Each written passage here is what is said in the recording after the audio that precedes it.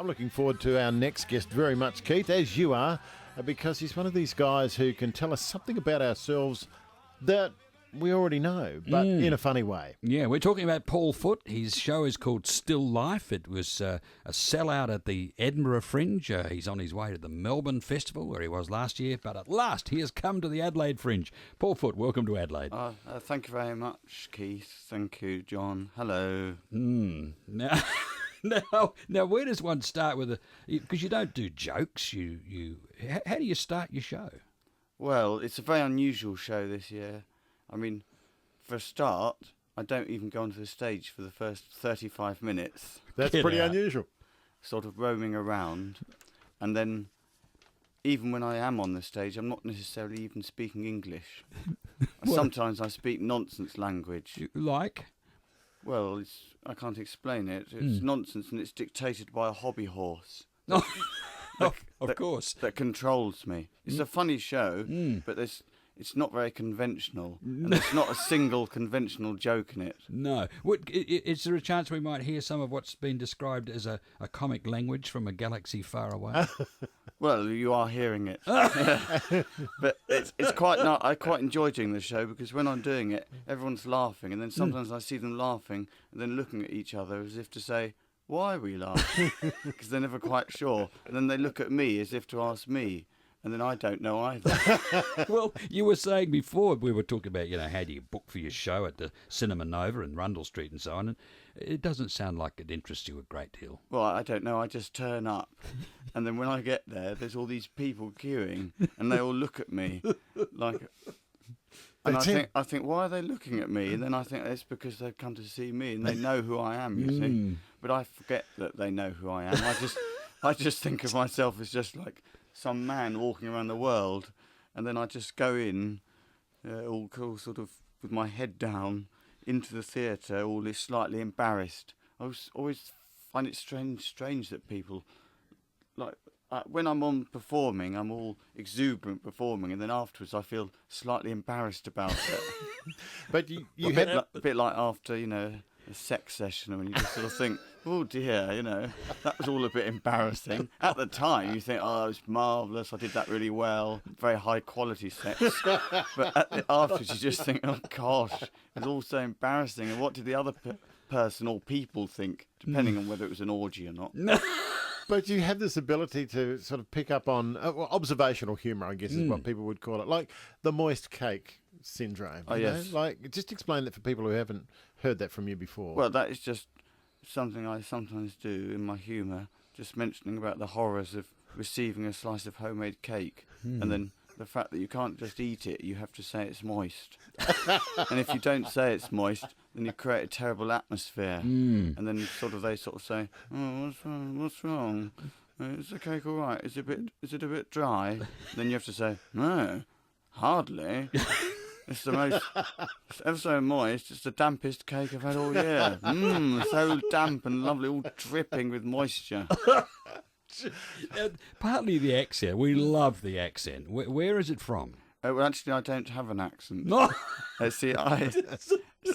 I have no accent, and my voice is the voice from which all other accents are measured. But if you insist that I do have an accent, it would be English accent. Well, no, but there's more. But which bit of English? Because as you say, you are the standard. But where is the standard English? Well, it's sort of home counties English, isn't it? Yes. It's the posh counties all around London. Did you have to kind of tone it up a bit when you went to Oxford, or were you already there? It was already like that, I think, when I went to Oxford University. And you studied? Maths. I don't like talking about it. I find it embarrassing. Why? It's just some stupid thing I did about 20 years ago. And people often say, oh, you're a mathematician. I think, well, no, I'm not a mathematician. It's just about 20 years ago, I made a mistake and studied maths at university, and I lost interest in it after about 6 months anyway. And then I did comedy. That's how I started in comedy. Because how did that happen, that bridge from mathematics to comedy? Well, I was doing mathematics, and I had my life all planned out. Oh, I shall become an accountant and so on. I thought that'd be quite interesting. And then I thought, oh, I'll live in a house with like 2 children, and I'll drive sort of an ordinary kind of estate, sensible car. I had it all worked out. And then someone said, you can do comedy at university, just give it a go. And I thought, I'll do it just once so I can say I've done it. Just so that one day when I'm on my deathbed, I can say, yes, I did comedy once, but then I devoted myself to accountancy. And then they can all say, Grandad, you're so good at accountancy. And then when I did comedy for the first time, I just immediately, I knew that was what I was going to do forever. Really? Just like that. What, from that very first night? That very first night. In fact, it went quite well, but not that well. What did you do? I can't even... Well, you see, the thing is, when I did it, I didn't understand that basically comedians sort of plan jokes and do them. I'd never even seen a comedian on stage before, so I didn't quite understand how the genre worked. So when I came on, I just made stuff up and just sort of said things like, can anyone name a fruit? And then people would say fruits, and I would just make up stuff about the fruit. Pineapple. Pineapple, particularly, and grapefruit and things like that. And then I don't even know how, but it seemed to go quite well. And then when I came off, everyone said, "Oh, well done, Paul. You know, it's all right," and then forgot about it. And I said, "That's what my career's going to be." And they all said, "Don't be silly. You're doing a maths degree. No, it's only just a one-off." But anyway, I decided, and that was it. And I did that, and then I just gave up all the other ideas of having the. Do the pineapples still appear in the show? Well, there is a pineapple in this year's show. In fact, you can probably see in my picture that Yes, I'm there using is. my show. There is, yes, there is in your picture. In the picture, What I'm is- holding a pineapple. You are.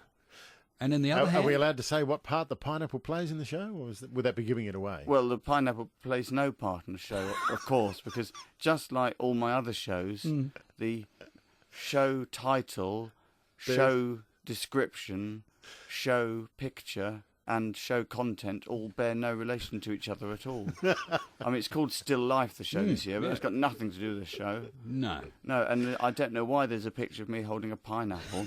It's got nothing to do with it. No. It's, No. you know, Is there catastrophic. Is there a way of describing what is in the show?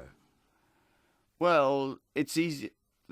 It's easier to describe what isn't in it. That's why. That's always how I start. You know, by explaining there's no conventional jokes. I'm not on the stage. There's no. I mean, there is a bit where I do humour off the backs of these cards. They're like hand decorated cards, and I read humour off the backs of them. They're called glimpses. Ah. Of what? Well, they're a glimpse towards a joke. But we never actually hear the joke itself. We only hear the glimpse of the joke. But that's enough for the audience. I mean, they're They already, laugh. when they hear the glimpses, they're so strange, they're already overwhelmed by them. And if I were to actually do the actual joke, it would be too much for them. And they're the sort of the brainchild of the disturbances that were from last year's show. Last year I had disturbances, Yes. which were all just strange things I would say. Like I would say things like, there are various levels of homophobia. The top level is when you punch someone just because they're not homophobic. So I would say things like that, and people would laugh, and then I would go on to other ones that were all even stranger. This year we've got the glimpses that are even stranger. So that gives you a slight Okay. sense, That a gives slight us a- sense of what's in the show. But that's the most conventional part of the show. Oh, that's the bit we could That's talk. the one part we can cling on to. The rest you wing. I mean, I did a show just before Christmas in London when I was doing this show, Still Life, and there was a man in the audience that I did a very strange thing with when I become a character called Penny. Penny is very disturbing and disturbed and always wants to take things to the next level with people. And I asked this man what his name was, and his name was Pasco. And that was the most normal thing of the whole evening. In fact, the whole audience was clinging on to the fact that he was called Pasco as sort of a piece of normality. You've done a show last night. You've just started in I Adelaide. started last night. Is Adelaide ready, do you think? Well, they seem to be. Yeah. I don't know where they all come from because I go all around the UK and all around the world, different places. And then I just arrive and all these people are there to see me and they all seem to be ready for it. And they were last night. I don't know. What magic. I think it's partly from the YouTubes. People Yeah. can look up at the YouTubes, you Yeah. see, and then that filters all the people who think, I don't know what that's about. And the people who like it, they all come along. Well, we're in going to their have to. droves. We have 5 doubles for tomorrow night. Still Life, your show, Paul Foot show, at Cinema Nova in Rundle Street at 9:30. Yeah, good night for them to come. That can be particularly dangerous tomorrow night. Okay, it's a deal. I'm going to go off piste quite a lot. with All right. some particularly Well, look, unexpected bits. if they're into risk, if they're into danger, This is the night for them, but without any financial risk to them. oh, of course. It's simply artistic and creative risk. Call now 8223 0055. Paul Foot, it's been a lot of fun. Keith, you wanted to know if Paul had any observations about us. Yes, here so in Adelaide. far, yes. I'm not sure that I should ask that now. What about Adelaide? Yes. Yes. Are you too new to Adelaide to have developed any impressions? Well, the main difference I've noticed between Adelaide and Melbourne is that on the junctions you can go left or right or diagonally. Here. Yes. Yeah, well, you're lucky you've picked one. We don't have many of those, but there's one right near your theatre. So There's several of them. Yes. And even sometimes when there aren't, I still go diagonally. good luck. Very dangerous. Terrific to have you with us. Thanks very much, nice Paul. to be here. Thank you.